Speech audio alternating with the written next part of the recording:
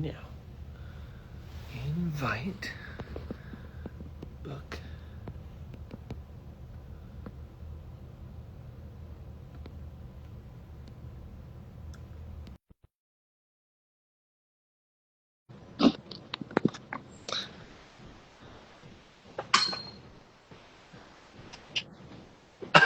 Okay. Hello, hello. Well, I'm not always the best at doing this, Valerie. I try.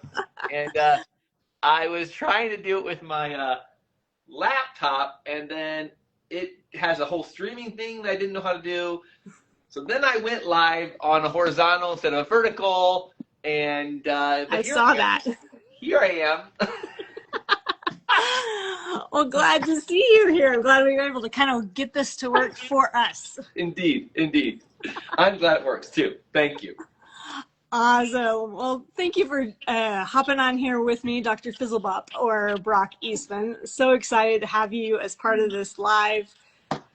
We've had the joy of talking a little bit more with on our episode this week. So kind of our normal questions are there for people to find.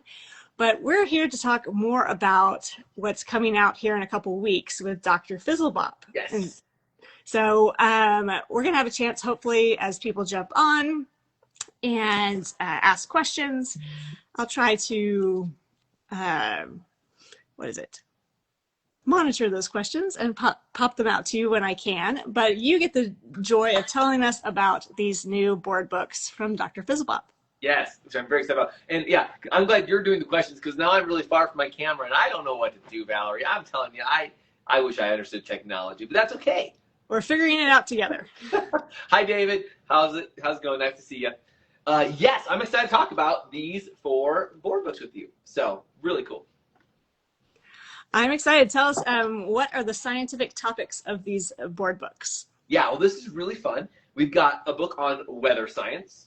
We've got a book on space science, which is personally a big favorite for me. I wanted to be an aerospace engineer growing up, and what we're doing right now in space is so cool, and so it's so timely. And then we've got a beautiful book on colors and counting, and another one on alphabet and animals. So 4 different board books for your kiddos, 0 to 4 toddlers. Amazing. And this is kind of, tell us a little bit about Dr. Fizzlebop. Where did he originate from? Oh, Dr. Fizzlebop, this is a fun one. He actually originated in a column with Clubhouse magazine many, many years ago. I think 2018, 17, somewhere in there. And then during the pandemic, Tyndale asked me to use him as a character for their virtual summer camp.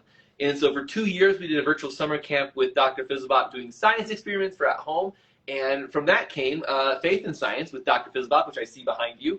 And this is a 52-week devotional. And so from him, from that book, all these fun things, just Dr. Fizzlebop has a YouTube channel. And my kids and I, my lab assistants, help me do all these super simple experiments.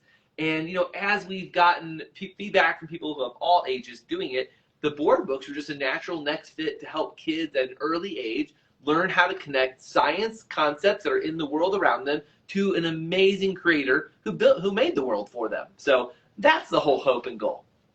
We've definitely loved Dr. Fizzlebop here at our house and doing some of the experiments. We've had some successes and some fails, but I think that had to do with patience more than anything.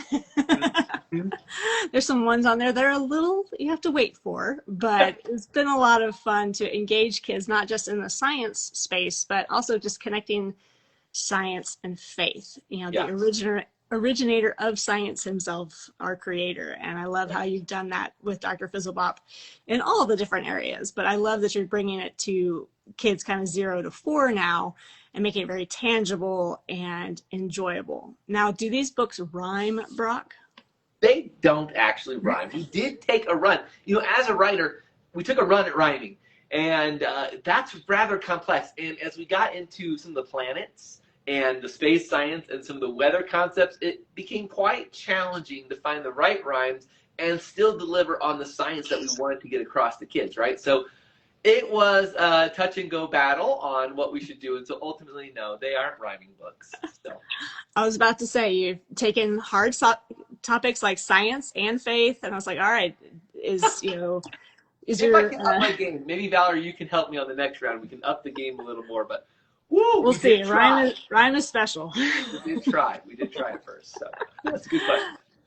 Too fun. Well, kind of what can kids expect when they pick up one of these books that come Yeah. available on December 2nd? They're coming out real quick, and that's why it's so exciting. I'm so grateful for you having me on and letting me do this podcast with you.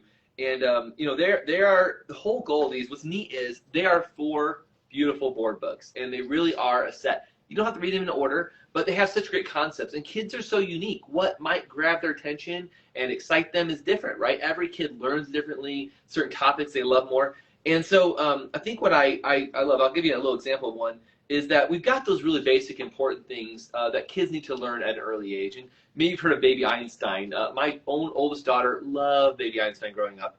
But Baby Einstein didn't connect kids back to faith. They didn't connect us back to an intelligent designer, a creator who made this marvelous world, who made them. And so we really want Dr. Fizzlebop books to really help kids create that together, to make that connection, to understand that you are wonderfully and marvelously made. You have a creator who loves you, and this world around you, he made it for you to enjoy. Here's how we can explore it together. And so this one, the first one, Alphabets and Animals, Valerie, it is super fun. It's really cute. It's got some just beautiful artwork in it.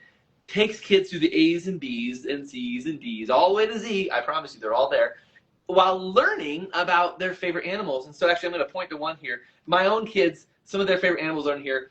This one is fun. So N is for numbat. And I didn't know what a numbat was, but for some reason, when we got our oldest daughter, Kinley, these little alphabet cards growing up, we got it from a Borders bookstore. Remember Borders? Yep. I miss Borders. But when they existed, and there his little number cards, and she, for some reason, loved the N card, the numbat. The numbat was her favorite card, and so it's just like stuff like that gets put in your book. But like penguins, my daughter Waverly, penguins are her absolute favorite, and so it's just this fun experience. S is for sloth. Some sloths have 2 toes, and some have 3. How many toes do you have? T is for toucan. A toucan's favorite food is fruit. What is your favorite food? The whole idea, right? We learn our letter, T. We hear about an animal and a fact about them, and then a question of response. So the idea is that as parents and kids go through the book together, they're learning, they're pointing, they're interacting, because that parent-kid relationship is so important. And yes, believe it or not, moms and dads, your 1, 2, and 3-year-old, they're taking all of that in. All of that information is actually going in their brain, even if they can't bring it back out to you. And it's building this library of information they have. And that's what's so cool about neuroscience. And little kids' brains are so moldable. Is that the right word? Malleable? Malleable. That's the word I want. Thank you, Valerie. You're welcome. I know it is amazing. I kind of say at some of my author events that readers are made in the laps of the ones who love them. And it's just amazing how those relationships really join us and connect us, and that reading is an experience for everyone, whether you've read the book for the first time or read it 100 times. It's going to be a different experience. And so that's neat to have books that are engaging kids, not just reading a book, but it does become a conversation, what their favorite food was, especially with little ones. 1 month could be different 2 months from now. And so that's very fun to engage in conversation. Now, you've talked a little bit about, animals and alphabets. Yes. What about weather science? Weather science, let's get that one up. So this one is fun, and this one was a hard one to write because when you think about weather and how it impacts the world, the whole world, the global world. I'm here in the U.S. and the weather we have here is different, or might be called differently in a different part of the world. So trying to cover the topic that is applicable to everyone was a challenge, but fun. And then there's also kind of some scary moments, right? Because we don't want kids to be scared of weather, but there's some dangerous weather. We didn't shy away from that. We were just careful with some of the imagery and how we did it. So there is this picture. So a tornado is wind moving very fast in a circle. Tornadoes usually happen on land, and we feature a hurricane. And so originally one of the pieces of artwork had a barn getting torn up. Like, that's too scary. Let's not do that, right? So we really took the time to talk about topics that are interesting in science and how it's important, but then also wanted to make it connected to a kid's level that wouldn't scare them or frighten them. This one's a beautiful scene, which we're getting ready to experience here in the United States really soon. Snow falls from clouds when it's cold. Snowflakes are small ice crystals. Have you ever caught a snowflake on your tongue? Big winter storms are called blizzards. Blizzards bring lots of snow to the ground. after a blizzard, it's fun to make a snowman. So the idea here, you can see is this really fun little artwork, right? Really simple. We highlight the key words so a kid can see snow. Okay, what is snow? It's capitalized. And what are clouds? And it's capitalized. And just connecting the pieces to them in a fun way that helps them just know early on what that is. And again, 0 to 4. So the 4-year-olds and 5-year-olds are probably going to be really like, oh, okay, I get that. I see that, Mom. And then giving them interactive moments. The idea of my cousins, as in cousins in California, who had really never seen snow till they're older. So the idea of a snowflake on their tongue was just amazing. What is that? And so it's fun to reflect on things like that, you know. And, you know, just all the different types of weather that we experience, even just in the U.S. And then, you know, I'm here in Texas, so we live a little bit in Tornado Valley. So to hear, you know, tornado and hurricane, those are words that are very familiar to our family. And so to understand it is kind of the first step towards not being afraid of something. And I love that you're stepping into that space and being willing to talk about the science and talk about what something is, to give kids that, okay, they say there's a tornado watch. What does that mean? Okay, well, a tornado is, you know, a wind moving really, really fast. And it just kind of allows us to process at a slower pace, where sometimes, you know, the weatherman is going to spout stuff out at you and the kids are going to be like, ah! That sounds scary. What is going on, Mom? Why are we sitting in front of the TV watching the weather for 4 hours? Yep. But here in Colorado, we don't really have tornadoes either. We've had a couple, right? In fact, I filmed one. It was really small. I wouldn't even call it a tornado. I'd call it a dust devil, but it was technically a tornado. From here in Colorado, but growing up in Illinois, we had the sirens the first Tuesday of every month, right? Those sirens go off.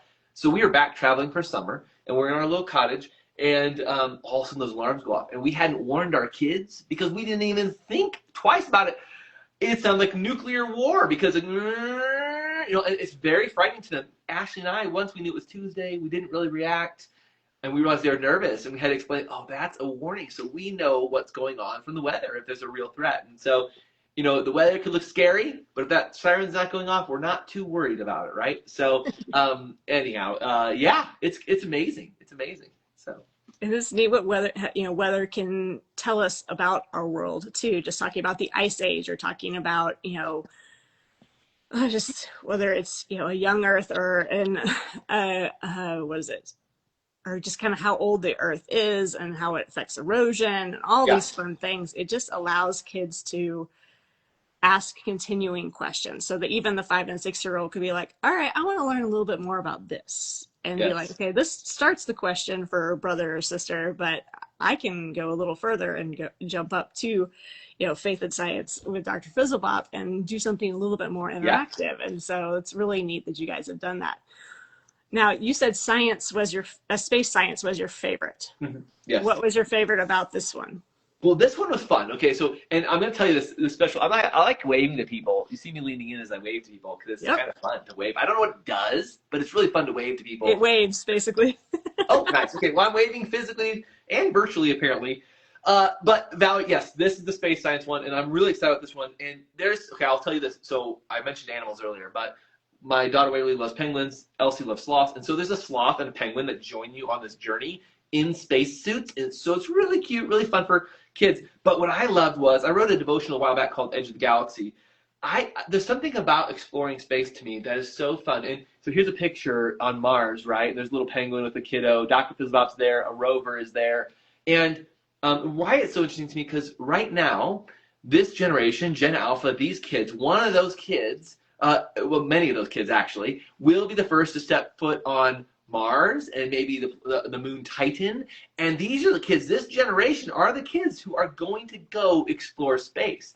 And so, you know, whether my kids are one of those or not, a 0 to 4-year-old reading these books, very likely one of them could be one of those astronauts of the future. And I just think, Valerie, that's so inspiring and interesting to know they could be in the far reaches of our world, our galaxy, exploring planets that have never been stepped on by humans. That's just, wow, awesome. So it is amazing to think of just how big the universe is, and that God is even bigger than that. And that, right. You know, and so it's neat to look beyond and look, you know, past the end of our nose a little bit. And I think space does that really well, and just keeping us engaged and interested in what could be or what might happen. And so that's really fun. Yeah, yeah, I love it. It's definitely my favorite. And I'll also say, you know, it goes through each of the planets, and the artwork in this one is just really beautiful. And I think it's because I'm obsessed with space, and I think it's amazing. But the artist just did a great job capturing this world, this universe to explore, and gives kids this interest. And we got it right. We made sure we didn't list Pluto as a planet according to current science, because when we grew up, Pluto was a planet. But Pluto's there, and we talk about it as a dwarf planet, and we recognize its place and some other dwarf planets that exist. So it's kind of fun. But yeah, the artwork in this one is just really, really fun and beautiful, and I really enjoy it. So. I was going to ask you if Pluto made it in under the category of dwarf planet, because Pluto will always be a planet in my mind. I know. Yes, we did give it dwarf planet status. Pluto is called a dwarf planet because it is so small. How small? Well, Pluto is actually smaller than Earth's moon. So we did give it its place. We talked about it, explained some of the rationale behind it. But there's our friend Pluto out there next to a cool comet zipping along. Too fun. Now the last one is colors and counting, right? Yes. Colors okay, colors and counting. Tell us about colors and counting. This one also, I mean, these were all just fun books to make, and I think because they all explore different topics, they just allowed for such vivid imagery. And so, colors and counting is also what you'd expect, right? We're going to learn our colors while counting our numbers, and it works out kind of well to go through most of the primary basic colors through numbers. So, 3 red birds sing happy songs. Birds really like to sing in the morning. Point to the 3 red birds. It's all super simple, and that's why these called super simple science board books. Because we want little kids on your lap. You said that parent lap time. You know how important that is. Say it again. How did you say that? It was so wonderful. It's a quote. I can't remember who it is, but it's readers are made in the laps of those who love them. Yes, I love that, and I completely agree with that. I think it's such an important thing, and so we want it to be where mom and dad can read through these concepts, talk about it, and then the little kiddo on their lap can learn and point as they go. And so 7 pink flamingos live near the water. Flamingos can sleep standing on one leg. There's our fact, right? We've got our big 7. It's in pink, so you know that's the number 7, and it's pink. And then can you count 7 flamingo heads? And then you can just point to each one. And so, again, it's that reinforcement of the science or what they're learning as they go through the book that makes it just extra fun and cool like that. So. It makes it more of an experience, not just reading before bed, but makes it interactive. And, you know, kids learn best when it's not intentional. Yep. And so to provide them both with something they're like, here, read this. Like, I would love to teach you about your numbers and your letters. Let's do that. Let's do it. Let's do it together. Yes. Well, and I don't know if we were going to mention this, but every book also, because you talk about this learning person, every book in the back has a super simple science experiment. So each of the 4 books has an experiment to do. This is one of our fun favorite ones called Cluck from a Cup. And I actually have it right here. If you want me to show you it, I can do that. Go for it. Okay. So again, reinforcing each one with something fun. I've got the weather one over here too. I pre-made it. It's a weather one. I'll show you if you want me to. But let me do the Cluck for a Cup real quick. Now, this is super simple science. All it takes are things you probably already have in your house right now, Valerie. Do you have some string around, maybe? Probably somewhere. Yes, probably. My kids might have run off with it. That's true. Maybe a paper clip or something that you can anchor the string with. Yeah? Yeah. A plastic cup, perhaps. Got a few of those. Yeah, we like to make cup towers here. Some paper towels, which I've already folded this up, but your, paper towel roll. And then a little bit of water. And all you need, that's all you need. So you poke a hole in the top of the cup right here, and you run the string through the cup. So I ran through the string like that, and I tied a paper clip to the top to make an anchor so it would hold in place. And I got it just like this. So this is kind of what we're building. Then we put some water on, not too much, don't soak it, a little bit of water on here on a paper towel. And all we're going to do, are you ready for this? Well, Valerie, what sound does a chicken make? Bark?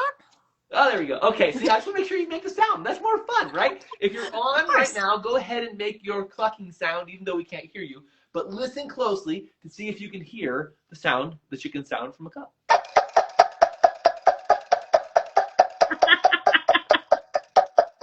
So, yes, that's amazing. Yes. Kids love this experiment. And it's fun because, right, it sounds like a clucking chicken. And you know what's neat about this, Valerie? This amplifier is the one that we used when we did this book back in 2020. It lasts forever. Sorry, parents, that could be a bad thing too. It does last forever. You can hide it on the top shelf if you want to, but you know, it's a fun experiment kids can do, and they can use it over and over again, including to wake you up in the morning if you like them to, Valerie. I know, right? But the idea here is, right, so there's science behind it too that we explain. And the science is that this is basically an amplifier, right? So like a speaker, it's an amplifier. And these little tiny micro vibrations on the string, when you make those sounds, it makes this helps that sound get louder. So the paper towel and the water, they create that vibration and the friction. And so we're actually hearing the vibration on the string come out, expanded, the sound is getting louder. If we didn't have the string in there, it would be really hard to hear. We might hear something, but the amplifier is what makes it loud. So that's kind of the cool science behind vibrations and sound and how an amplifier can make that sound bigger. And it is super simple science. And if you're sitting with your little kiddo on your lap and you're reading this book and you're talking about animals and, hey, do you want to do a fun little experiment together? You do that experiment and you're reinforcing the science. You're the hero. You're the scientist. You're connecting them. So I get really excited about the full aspect of bedtime reading together, super simple science to do together. Oh, Valerie, it's just fun. I can't tell at all that you're excited about it. Well, this one, look at this one. This is in the back of this Facebook. And we actually provide a free download of the rockets. You can draw your own rocket. All it is a straw. 2 straws, actually. You got this little cutout. You take like a boba straw or a milkshake straw. You cut off part of it, and you tape it to the back of the rocket and seal the top. Then you take your other drinking straw and you insert right in here, just like that, and then your rocket takes off. Rocket launch. And you can talk about propulsion, and in this instance, we are creating our air, our breath is the propulsion for the rocket. But it's those kind of fun things. And think about a little kid making their own rocket and it flies. They're going to use that rocket over and over and over again. So. Yes, it's one of those science, you know, we think as parents it's complicated and it's hard to do these types of experiments with our kids, but it's really just engaging them in play.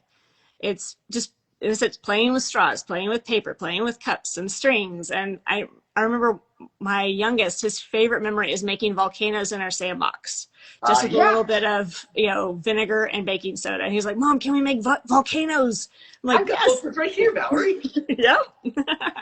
So just, yeah, like you said, with everyday objects, we can just engage our kids in play that sparks their creativity, not just in science, but also in God and how he is behind all of it too. And I love that Dr. Fizzlebop, the characters, has engaging both those areas where we're not just pointing to the science, but also pointing to the one behind the science and how that impacts us. And I love how you guys have done it. We want to explore the world around them, right? And we want to do it through the lens. So often are they told, it's hard, you can't be a Christian and be a scientist. You know, it doesn't really go together. Because they're faced with concepts that will say, God couldn't have done that. And I say that is false. It's false. We need more kids to go into the science fields with a faith built around Christianity so they can understand who that creator is. And you know what I think? I think we're going to unlock even more mysteries by going at it from the angle of knowing there's an intelligent designer behind it. And so that's where I get really excited. These little kids early on, we're helping them to decide, I really actually think space science is pretty cool. I want to be an aerospace engineer, you know, or I want to go into animal sciences and be my daughter want to be a feline-tologist. I never knew that even existed. But those fields and coming at it from a faith lens, wow, what could the world look like in a couple generations if we approach it in that way, you know? Well, yeah, and if you look back, you know, 100 years ago when science was, you know, I guess more than 100, 200 years ago, science was kind of just starting, and it started from a faith lens. If you look at Galileo and Newton, they were faithful men, the men of the church, and that they sought God in exploring their world and really started, you know, chemistry started, physics started, all this beginning of science itself. And I think when you take God out of science, you're kind of missing the joy of it all. And I love how you're doing that. Now, quick question. Would you be up for a few science questions to test Dr. Fizzlebop's knowledge? I may say no to them, but sure. And I agree with the unicorn writer. Amen. Yes, this is true. Yes. But yeah, ask me some science questions. Let's see if I can if I know that, because remember, Valerie, I'm a writer marketer. I'm not a real scientist. Well, we're going to test your alter ego here a little bit. I did have like a few masks around here to see if I could join you in the alter ego side, but we'll see how you do. I'm trying to stay to the topics of your books, so hopefully you've done the research as the writer. And Well, the real problem is, you do the research and then you're about 9 months out from the book and on to a new project, and you're like I'm doing parables right now, so I'm very into the parables, and I don't know, Valerie. Okay, hit me with this. All right, let's see. What causes static electricity? I just completely blanked on that, Valerie. Uh-oh. But I can make it happen with the balloon, and it's in the. I can look it up because I have it. I wrote about it in here. I can tell you about static electricity.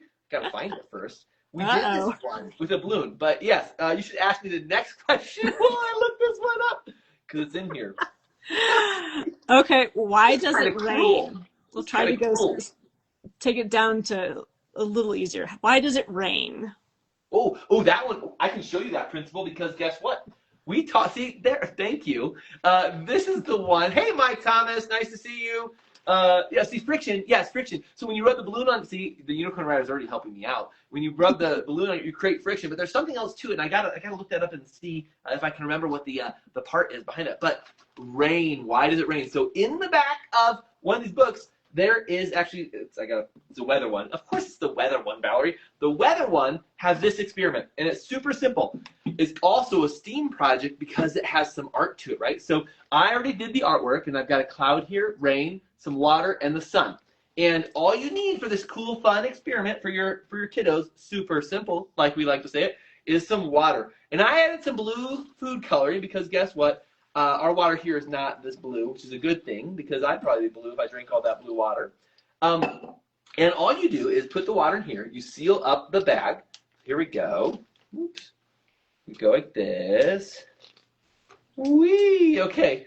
And like this, okay? And then you take some tape and you tape it to your window with this facing inside your house and put this against the window. Keep the whole bag inside your house, and then we'll make it rain. So what happens with rain? Well, this water, as it's heated up by the sun, evaporates. And that evaporation that goes up into the cloud, as the cloud collects and maybe cools down in our atmosphere, we get condensation. And when the condensation happens, the water molecules collect back together, and they fall back to the earth as rain. So evaporation and condensation.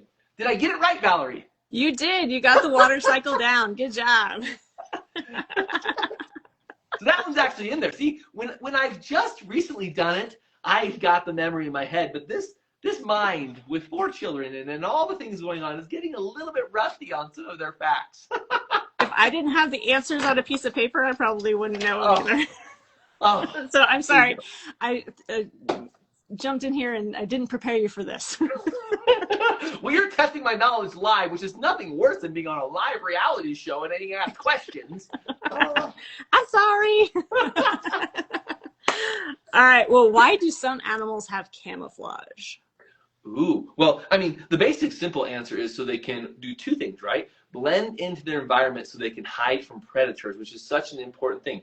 And we don't explore that as much in here, but there are some animals in here who do use camouflage. In fact, most animals use camouflage based on their environments. Their very basic fur and skin colors are because of that. So that's kind of fun. See, I could answer that one. I know. We have a lot of rabbits in our neighborhood, and it was really weird. My dogs like to chase the rabbits, of course. But we were going on a walk, and I saw a rabbit ahead, and I was like, uh-oh. But then the rabbit sunk down and pulled his ears back, and I couldn't see it anymore. Wow. It's like I had no idea that rabbits could camouflage themselves, but it totally looked like grass, kind of winter grass, and I was just like, oh my gosh, I would have never thought. Well, I heard a cool fact about fish, and I didn't know this. I didn't realize fish and also dolphins, right, is that when you're looking down from the water, so fish specifically, dolphins aren't really worried about this, but they're dark on top so that a bird flying over can't see the fish. And then if they're at the top, if they're below, a shark or predators below them, their bellies are often white or light, because that way when the shark lands, they look up, they don't see the fish. Like, wow, that's amazing. How did that work out? God just created this amazing way to have animals blend into their environments. I just thought that was so fascinating. So, It yeah. is very unique how God created all the creatures for their specific environments to survive and show us just how detailed God is. He's in the details of He's fish in scales as much as our own lives, right? I haven't figured out the black squirrel yet. In Colorado, we have black squirrels, and I haven't figured them out yet because the regular squirrels blend greatly into the tree, but then these black squirrels bounce around, and I can see them from anywhere. So I don't know if they're supposed to be night squirrels, and they're confused, and they're out during the daytime. Not exactly sure on that one. If anybody knows the answer, that'd be great. So, and the Unicorn Riders is telling us some great stuff over here. I'm glad you like the water cycle visual. It is super simple fun, and it's in the back of the weather book. And then animals are so cool. My little one. What is your little one's favorite animal? Well, cats and cows. Yeah. Oh, I grew up around cows, so that's great. I love that. Love that. Too fun. All right, let's try one more science question. Let's see how you do. Valerie, I'm 2 for 3. Hey, 2 for, that's not bad. Come on, that's better than 50%. Nope, I'm not math. Okay, let's see. Well, you kind of talked about this in your experiment. How do headphones turn electrical signals into sound? Oh, the electrical signal thing's a little more complex, but that's true. But yeah, well, that would be like some mechanical engineering in there, some electrical engineering in there, right?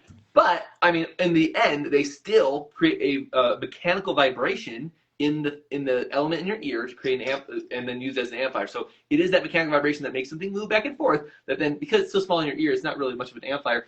But that's what happens. It's taking that signal and then creating a little. So my fingers are so small, but it's like a little vibration just so you can hear sound. And it's going so fast that it sounds like just the sounds we hear around us. It's crazy, actually. So yeah. What is it? There's sometimes when we're driving, my kids will be like, there'll be a car next to us with the sound turned up really loud, and we can feel it in our car, and we're like, yes. Yeah, those are some sound vibrations that we can feel. Sound waves travel. Oh, one of my favorite experiences, I don't know if you ever saw this when we did, I don't have it with me right now because I have to get stuff, but there's this one we do in the Fizzlebop devotional, the salt crystals. And so we have this video on YouTube you can watch on the Fizzlebop YouTube channel, and you just put plastic in a rubber band over a glass jar and put little salt crystals on it. And you can talk or whisper, but you can also just take a speaker and play music, and you'll see those salt crystals start to dance to the music because those vibrations are vibrating the plastic that they're on. It's crazy how sound waves actually have a physical impact on the world around them, right? You can't see the wave, but you can feel it. And so, like wind, right? We can't see it, but we can feel it. And I love that. I think that's so cool. Yeah. Just like God, we can't see it, but we can feel it. We can feel it. Oh, I like it. Valerie, that's great. I love that. Too fun. Well, why don't you tell us what's next for Dr. Fizzlebop?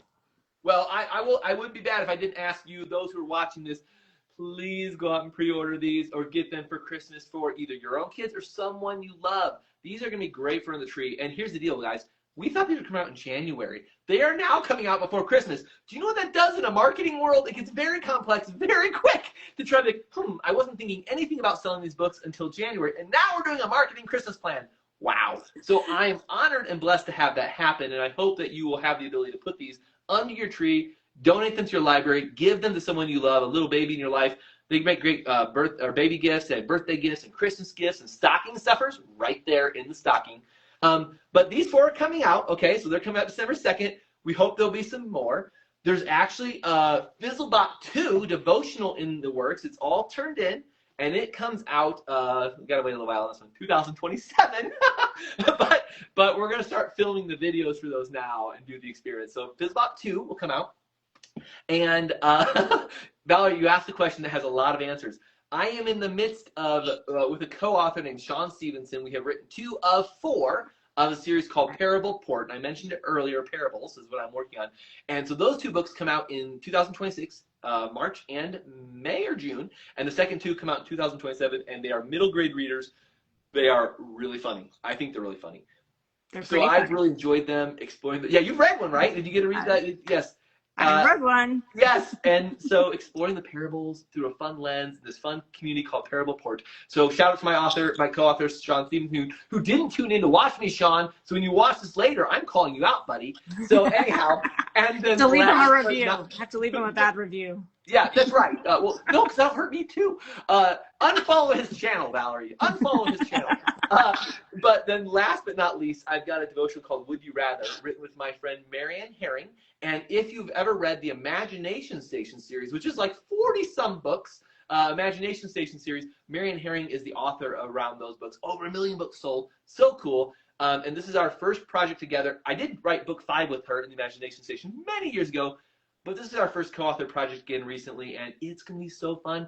We're comparing things like, would you rather eat a locust, or would you rather eat pig slop? Like just these questions that get kids to ponder interesting things and then unpack it through the Bible stories. What was happening in that Bible story? And as they read through the devotional, on the backside, we ask them, have you changed your answer? Would you rather do this? Because when you start to learn some of the story behind it, you might think, my first answer wasn't so good. So it's a fun project that we're also working on. That comes out, I think, in the end of 2026 from Moody. So it's going to be a fun, thrilling 2026, 2027, and now 2025. So, Valerie, I think that answered some of your question. Probably too much. I think you got it. Yes. So Dr. Fizzlebop and Brock Eastman are very busy this next year, and it sounds like you're going to be doing more recording for your YouTube channel as well, right? The Fizzbop Lab. Yep, Fizzlebop Labs, and you can go on YouTube, type in Fizzlebop, and it will come up for you. And there's, I think, there's like 30, 40, 50 videos on there now. The cool thing is, Valerie, it doesn't cost anything. You go on, you watch the experiment. We give you the whole experiment, how to do it, and you can enjoy it at home right now. And this weekend, friends who are watching, find one of the experiments and do it with your kids. You'll be the hero for the weekend. And they're super simple. Everything pretty much in most of those are in your pantry right now. Like I said, I've got vinegar and baking soda. All Valerie had to say was volcano, and I was ready. So let's not do a live volcano. That'd be interesting. We could try. That would be interesting, yes. Well, Brock, I'm so glad we were able to hop on here and to chat about these books that are coming out December 2nd. I know we've been talking about your Christmas book over on the podcast this week, but I'm excited about these books and what you guys are doing for kids and families just to engage them in that conversation of both science and faith. You guys are doing a great job. Thank you. It's been so much fun, and I just continue to be excited about the different doors God opens and going through them, and mostly passionate just about writing good stuff for kids and hopefully impacting them both spiritually and just in a way that they can just explore the world around them, explore their imaginations, and reflect on who God made them to be, and then express it in that way. That's the hope. So, yeah. That is a good goal for both a parent and an author. Thank you. Well, thank you, Brock, for joining kind of this BookWorthy Live. We'll see if there's an interest in this, and we might try more in the future, so we'll see what God wants to do with this.